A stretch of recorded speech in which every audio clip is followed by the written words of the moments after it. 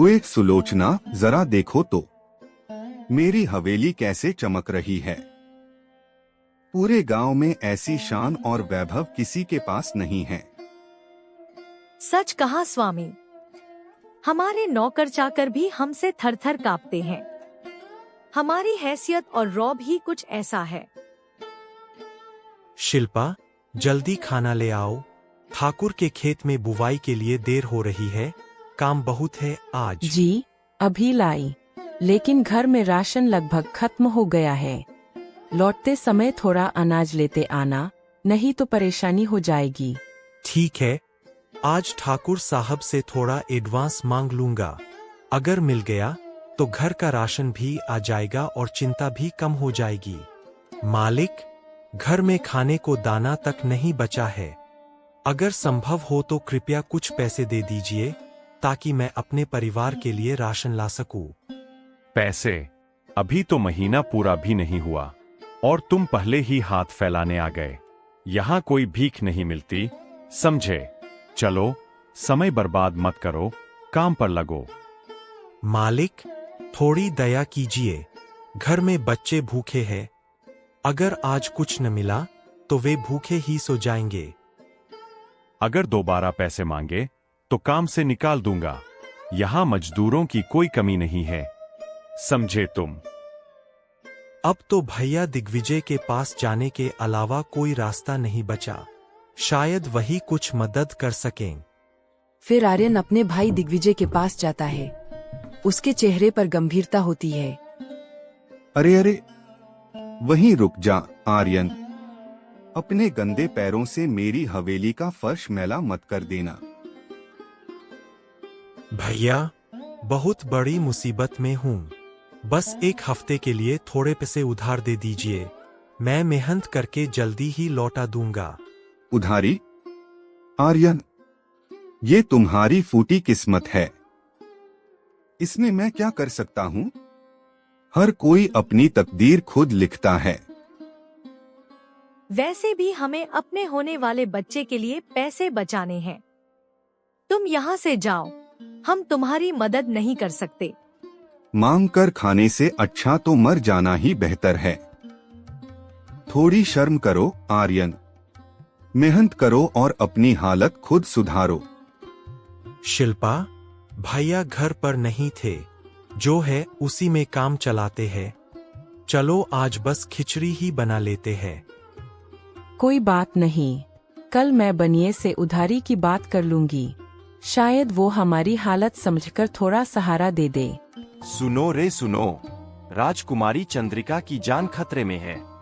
जो भी वह दिव्य मोती लाकर उनकी जान बचाएगा, उसे आधी संपत्ति और बड़ा इनाम दिया जाएगा। पुरोहित जी, राजकुमारी को आखिर हुआ क्या है? कोई वैद्य इन्हें ठीक क्यों नहीं कर पा रहा? मेरा हृदय घबराया जा रहा है। महाराज, राजकुमारी पर एक भयानक श्राप है। इसे कोई साधारण औषधि नहीं मिटा सकती। केवल दिव्य मोती ही उनकी प्राण रक्षा कर सकता है। वह दिव्य मोती कहाँ मिलेगा? पुरोहित जी, मैं अपनी बेटी की जान बचाने के लिए किसी भी हद तक जाने को तैयार हूँ, चाहे इसकी कितनी भी कीमत क्यों न चुकानी पड़े। महाराज, वह दिव्य मोती मायावी गुफा में है। उसे कोई साधारण व्यक्ति नहीं पा सकता।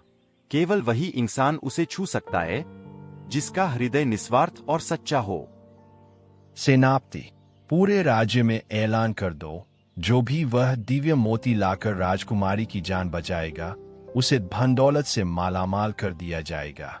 उसे हर सम्मान मिलेगा।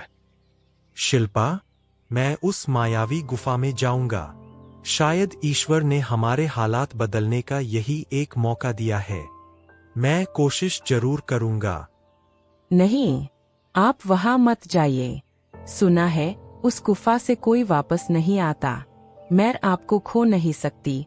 कृपया ऐसा जोखिम मत उठाइए। अगर मेरी जान देकर किसी की जान बच सके तो इससे बड़ा पुण्य और क्या होगा?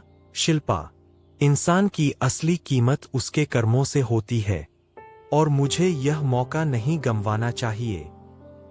महाराज, मैं आर्यन, एक साधारण मजदूर, उस मायावी गुफा में जाने की अनुमति चाहता हूँ। यदि मेरी कोशिश से राजकुमारी की जान बच सके तो मैं यह जोखिम उठाने को तैयार हूँ। आर्यन, तुम्हारा साहस सराहनीय है।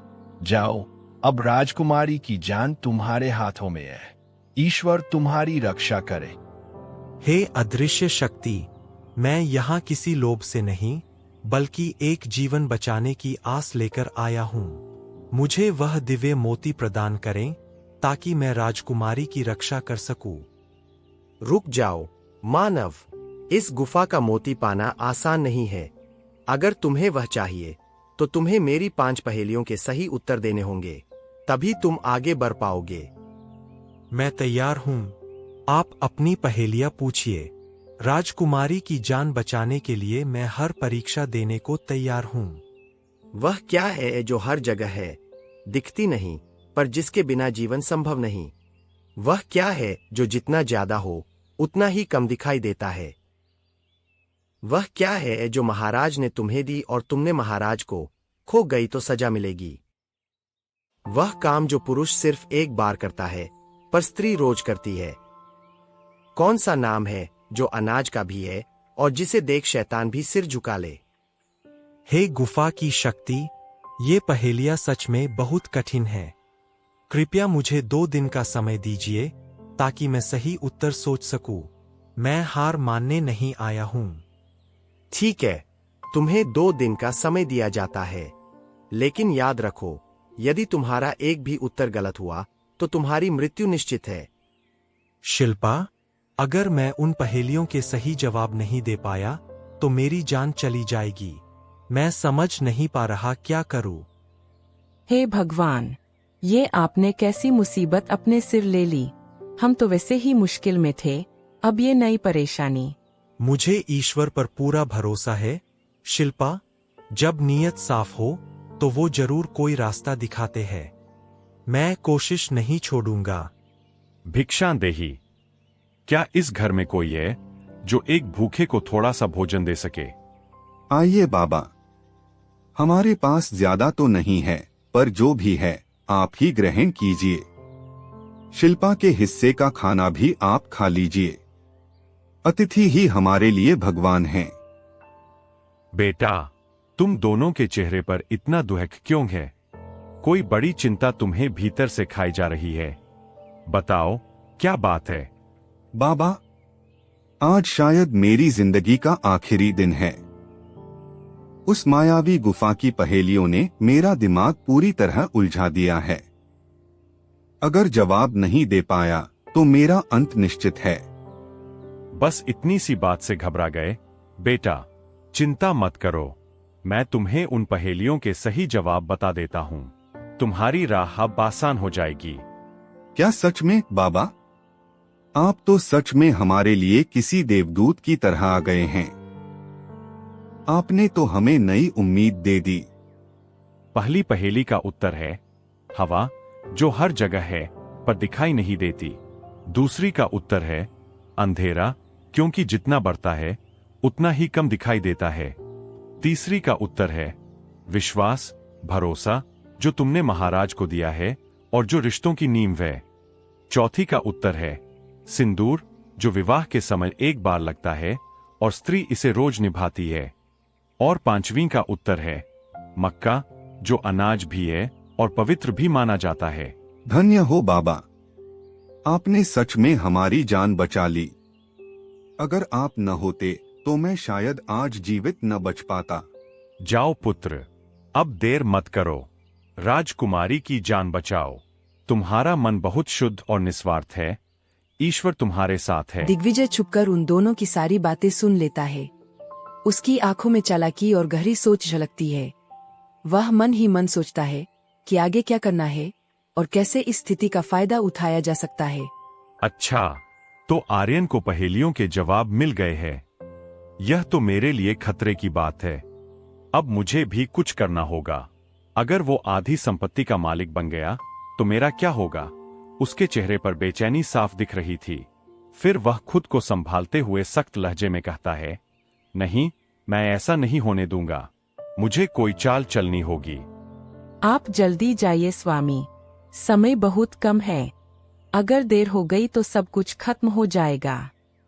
हाँ शिल्पा, मैं अभी निकलता हूँ। ईश्वर हम सबका भला करे और मुझे इस कठिन परीक्षा में सफल बनाए। देखते हैं यह आर्यन उस मोती को लेकर महल तक कैसे पहुंचता है। अगर बीच में कुछ हो गया तो सारा खेल ही पलट